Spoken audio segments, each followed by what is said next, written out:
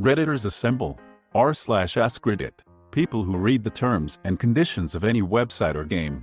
What's something you think other people should know about them? Alcohol 120 gives you a week trial or so to test their software. In the terms it said that if they realize you are pirating, cracked, patched their software, they'll be installing malware into your system. An eye for an IIC, an eye for an eye, an eye for an eye. Nanny.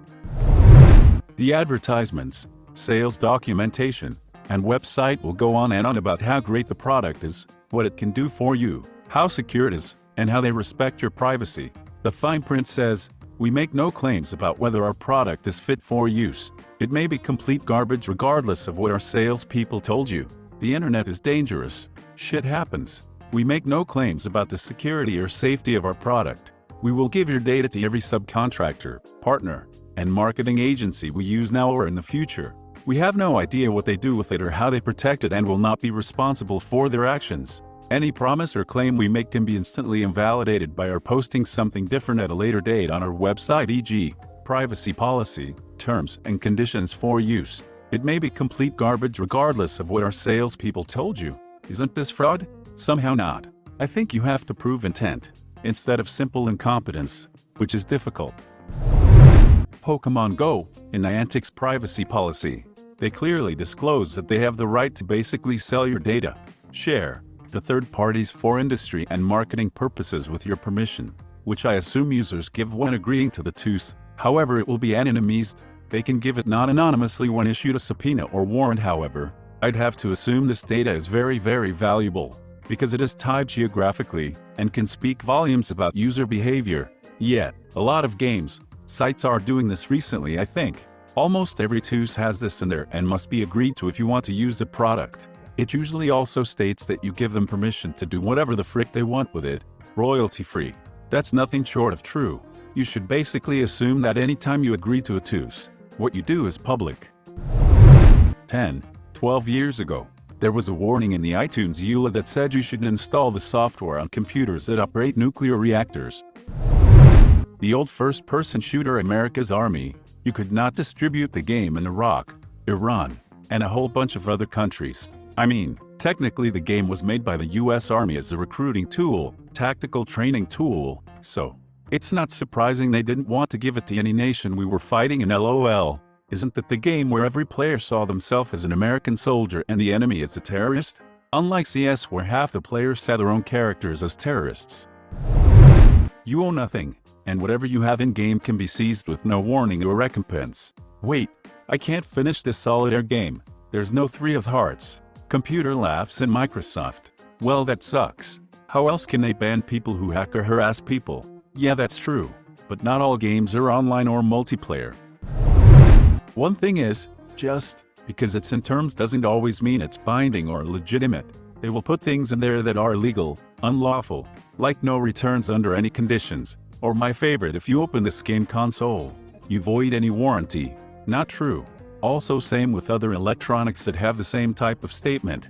Say something says no returns, you get home, open the box, and it's broken.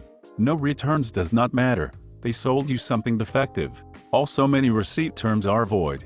Maybe it says 1 week to return or no returns. No cashier will tell you that prior to your purchase, you didn't sign the contract you signed you were making the purchase then received the contract. This is true, but also tricky. If the company puts it in their contract, it's probably their intent to act that way. When they do, the consumer's only recourse is to go through court, which means that unless it is a very expensive thing, or you are feeling salty enough to eat legal fees, a company contract is in practice enforceable, even if it is legally bunkum. Law firms love them some good class action though, if you know what I mean.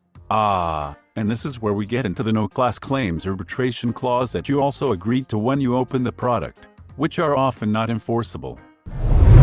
In a timed game of chess, you are not allowed to attack the chess clock. Funny thing is, this must have happened once for it to be a rule. I mean, I'd expect it to happen. This plus knocking over all pieces, the board itself. Knight e5, check.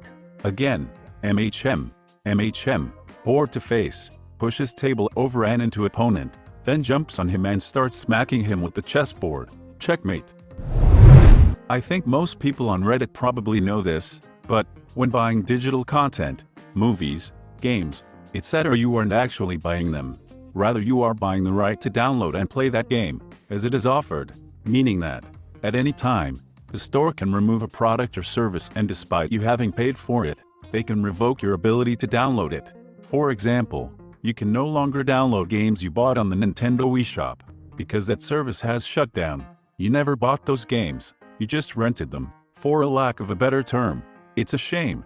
I had a lot of games on the Wii Shop channel, Majora's Mask being one of them. Now I have to buy that in some other, ideally more permanent form to play it. What I've always found interesting is that when they sell content, they use terms like buy and purchase. Yet, for the majority of uninformed consumers are unaware of and do not understand the difference. Digital ownership is a weird thing and some people just straight up don't get it. I worked at GameStop for 5 years, and let me tell you how often people tried to trade in digital games. I've even had to tell people that they agreed to the publisher's terms and conditions regarding such transactions, and they'll say, well, I didn't read that and nobody explained it to me, so I should be able to trade it in. I even got called racist for not accepting digital trades once, which is the only time in my entire life I have ever been called a racist. How exactly did they think they'd be able to do that? Did they bring in a hard drive? Or just promise that they will give you the non-physical game? In that specific instance, he was selling his Xbox 360. I got halfway through telling him the price when he asked about the games on his hard drive. Once he clarified that they were digital, I told him that I was wiping the Xbox clean so I could sell it without his account still being on it, and that his account still owns all of those games in case he logs into another Xbox. Eventually he conceded, but it was an ordeal.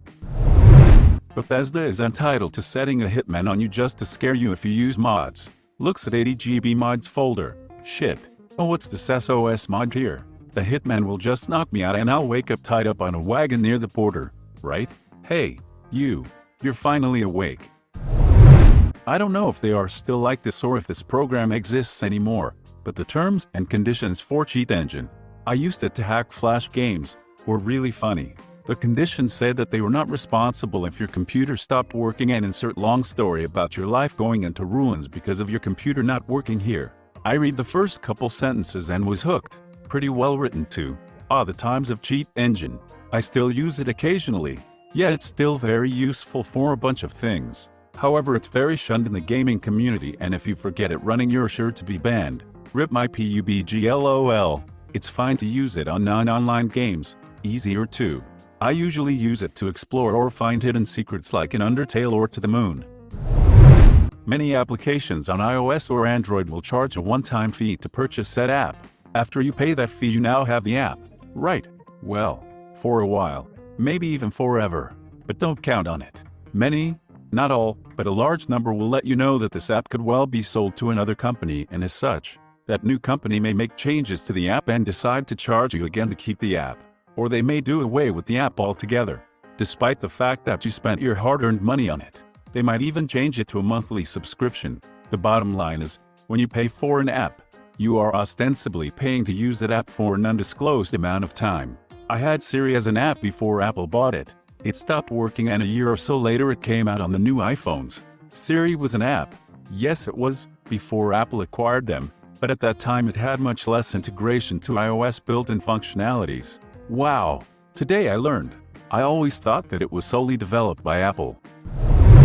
A phone app, not website, game, but the developers of SkyMap for Android are not liable if you use their app to navigate the high seas and strike an iceberg, if you get abducted by aliens, or if the app tears a hole in the fabric of space and time. Any contest you enter with AR gives them exclusive rights to take your ideas without reimbursement to profit from.